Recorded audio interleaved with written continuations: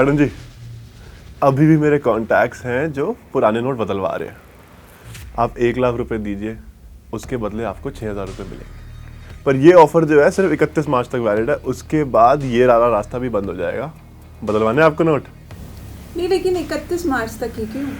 Madam जी, इस क्यों का जवाब तो मैं नहीं दे सकता, पर मैं आपको इतना बता सकता हूँ कि जो मेरा कॉन्टैक्ट है, जो पैसे लेकर जाता है, वो एक बैंक वाले के लिए काम करता है। इतना मुझे पता है कि ये सारे पैसे जो है बैंक में जाते हैं, पर उसके बाद क्या होता है उसका मेरे को कोई आइडिया नहीं।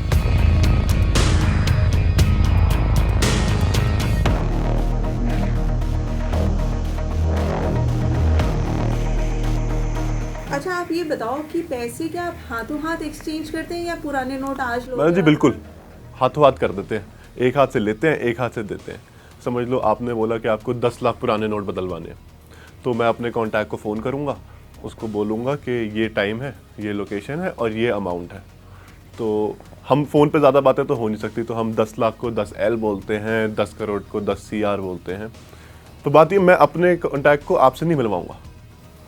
तो सिंपल सी चीज़ है, आप हमें बोलोगे कि आधे घंटे में आपको यहाँ मिलना है, आप हमें पुराने नोट दोगे, जो मेरा कॉन्टैक्ट है वो कुछ आधे किलोमीटर ही दूर होगा, मैं आपसे पुराने नोट लूँगा, उसके पास जाऊँगा, उससे बदल कर नए नोट लूँगा, हाथों हाथ आपको आके वापस कर दूँगा। ये पूरा काम कुछ ज़्यादा से ज़्यादा 15-20 मिनट, ज़्यादा से ज़्यादा आधे घंटे में ख़त्म हो जाता है। अच्छा सर, ये बताओ आपको कमीशन कितना मिलता है? मैडम जी, ज़्यादा कुछ नहीं मिलता, लगा लो 1 लाख पे 1% मिलता है।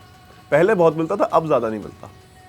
तो मेरा बंदा जो है 1 लाख के जो है 7,000 रुपये देता है, 1,000 मेरे और बाकी 6,000 पुराने नोट वाले के।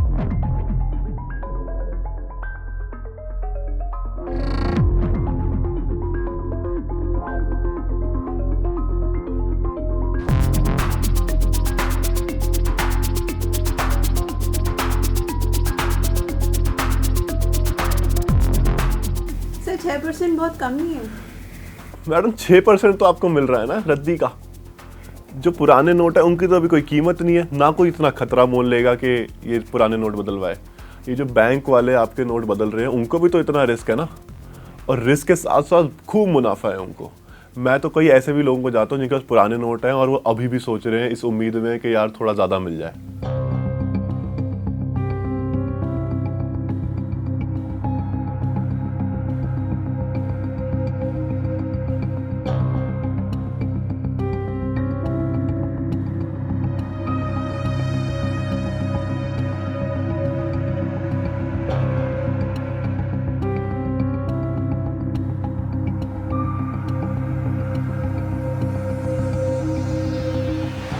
अगर नोट, पुराने नोट दिल्ली से बाहर है तो क्या उन्हें दिल्ली लाना होगा या आप वहाँ से भी कलेक्ट कर लोगे? देखो मैडम, अगर आप दिल्ली आते हैं तो आपको 6% मिलेगा, पर अगर हमें दिल्ली से बाहर जाके कलेक्ट करना पड़े तो आपको मिलेगा 5%। जो हमारे ट्रैवलिंग का खर्चा है वो भी आपको देना पड़ेगा।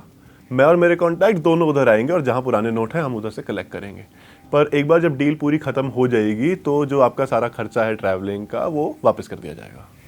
तो पुराने नोट क्या कलेक्ट करके आप उसे दिल्ली लाओगे? ना ना, बिल्कुल नहीं, बिल्कुल नहीं। आपको पता नहीं है रिस्क कितना बढ़ गया है। एक बार पुराने नोटों के साथ पकड़ेगा फिर तो बेल भी नहीं मिलनी। तो मेरा सोर्स जो है ना, वो उसी सिटी की किसी बैंक में नोट, पुराने नोट रखवा देगा, वो सब मैनेज हो जाएगा, आप टेंशन ना लो।